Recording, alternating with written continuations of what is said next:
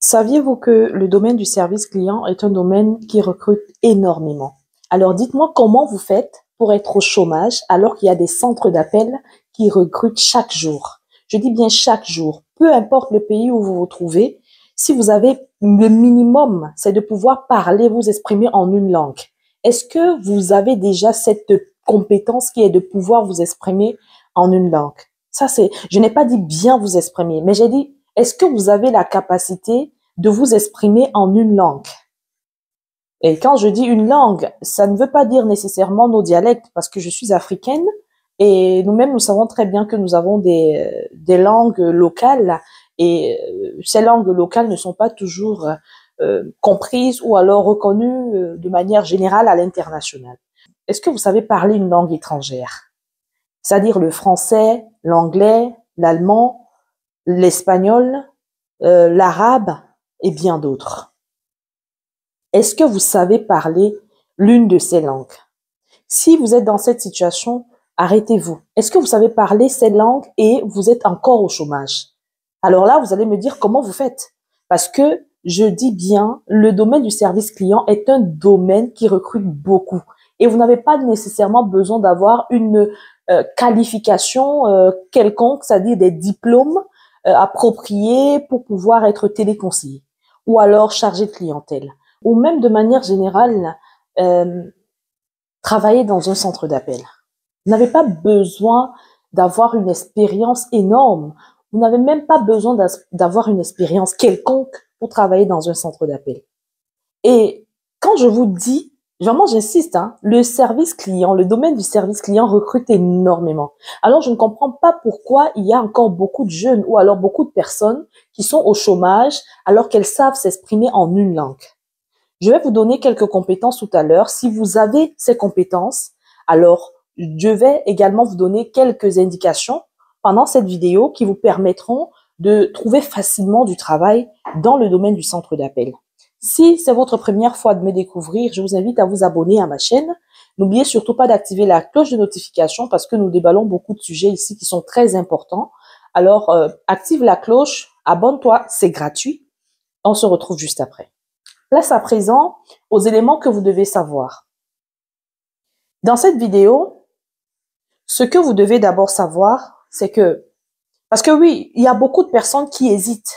Vous êtes à la recherche d'un emploi, vous savez que le domaine du service client recrute, mais vous êtes dans votre bulle de peur, ou alors je ne sais pas comment, dans votre cour, enfermé dans votre coquille, vous vous dites, est-ce que j'ai les compétences nécessaires pour pouvoir exercer ce travail? Je n'ai pas d'expérience, je n'ai jamais parlé avec des clients au quotidien. Mais comment je vais faire? Comment je vais m'en sortir? C'est normal que vous interrogiez, mais lancez-vous. Lancez-vous. Je vais vous dire une chose. Dans la vie, on ne fait pas toujours ce qu'on peut faire, nécessairement.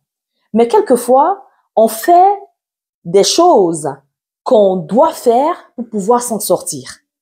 Et quand je dis des choses qu'on doit faire, ce sont des choses bien sûr décentes dans la mesure du respect de la personne humaine. J'espère qu'on se comprend très bien, mais il ne faut surtout pas oublier que vous ne pouvez pas rester enfermé dans votre coquille simplement pour la raison que vous vous dites que vous n'êtes pas assez qualifié pour le travail de téléconseiller. Mais oui, il y a une connaissance qui dernièrement me disait « Non, moi je ne sais pas bien parler français. » Non, mais c'est pourquoi je félicite mes amis marocains. Je félicite mes frères qui sont en Tunisie et dans d'autres pays d'Afrique, qui parlent l'arabe par exemple, qui ont quelquefois un accent fortement prononcé, mais qui se lancent dans ces domaines parce qu'ils ont compris que ce domaine recrute beaucoup et vous avez plus de chances si vous avez essayé ailleurs, peut-être dans votre domaine de formation, si vous avez une formation et que vous n'avez pas trouvé, là, c'est au moins une porte de sortie ou alors une porte qui va vous donner une petite expérience afin de pouvoir faire un pas dans le domaine professionnel. Je suis Armelle Michel, bonjour à tous et bienvenue sur ma chaîne. Aujourd'hui, je vous présente quelques petites compétences qui vous permettront de trouver facilement du travail dans le centre d'appel. Si vous avez ces compétences ou alors vous êtes prêt à cultiver ces compétences, alors vous-même vous verrez que vous allez facilement trouver du travail dans le domaine du centre d'appel. Sans toutefois tarder, la première compétence, je dois m'atteler à apprendre, je dois apprendre à devenir patient parce que le travail où je m'en vais m'engager m'entraîne ou alors m'oblige à être patient au quotidien. Comme le domaine du centre d'appel recrute énormément, c'est comme ça que ce domaine renvoie aussi chaque jour. Comprenez? Donc, vous avez la chance de rester si vous donnez du vôtre à vouloir rester. Ça veut dire que vous faites des efforts. À côté de la patience, vous devez être poli. D'accord? La politesse, c'est vraiment quelque chose que vous devez cultiver si vous ne l'avez pas encore. Parce que au quotidien, avec les clients, vous serez appelé à faire même semblant quelquefois. Oui. On fait semblant dans ce métier-là. Quelquefois, il faut le dire, je vais pas mentir. On fait semblant, beaucoup. Mais le semblant qu'on fait, il doit être vraiment réel. Il doit sembler réel parce qu'aux yeux du client, pour que vous puissiez mener à bien les tâches qui vous sont confiées. À côté également de cette politesse, de la courtoisie, vous devez ajouter une touche particulière qui est une solide aptitude en communication. C'est-à-dire que même si le client, vous êtes en train de communiquer avec le client, vous ne devez pas être buté, vous ne devez pas manquer des mots, vous ne devez pas aussi dire du n'importe quoi, c'est-à-dire des mots qui vont fâcher le client, etc. Mais vous devez être capable de pouvoir tenir un discours, de pouvoir vous exprimer. Et ça se travaille. Si vous voyez que depuis 2 ans, vous êtes au chômage et que vous avez décidé que cette année, c'est terminé, vous allez vous mettre au travail. Internet que vous avez, par exemple, moi-même dans ma chaîne ici, je propose des vidéos qui vous permettent de mieux vous exprimer en public, par exemple, ou alors de prendre la parole en public, ou encore même de pouvoir tenir un discours face au client ou de converser avec le client. Il y a même des exemples, des simulations d'appels que j'ai déjà eu à effectuer sur cette chaîne. Comment parler avec le client? Oui, parce qu'il y a quelquefois, il faut savoir que le client, il n'est pas toujours d'accord. Quand il vient vers vous, c'est toujours la plupart du temps pour une réclamation, ou alors c'est vous qui allez vers le client pour proposer des produits et des services. Et dans ce type de cas, il faut faire des exemples vraiment très simples. Je vais commencer à organiser des formations là-dessus, et bien sûr, selon que le temps me permettra.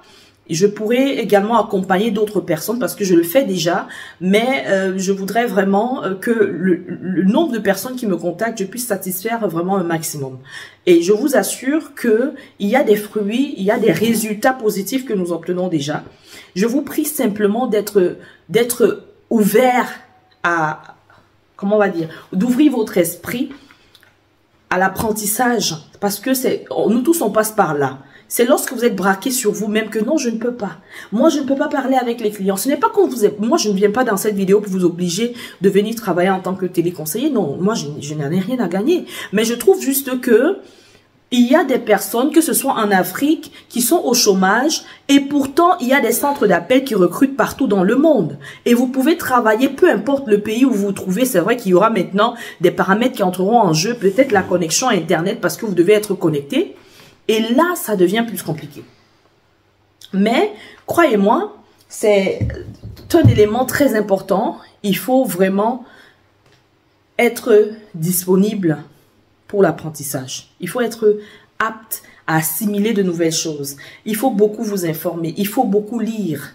Il faut beaucoup vous cultiver. C'est très important si vous souhaitez travailler en tant que téléconseiller. Mais ne dites pas que vous savez parler une langue et vous êtes au chômage. Ça, c'est vraiment quelque chose que je ne veux pas, je n'aimerais pas entendre. D'accord? Une autre compétence, c'est la motivation. Oui, il faut être très motivé. Et c'est pourquoi je dis ouvert à l'apprentissage également. Il faut être motivé à vouloir le faire.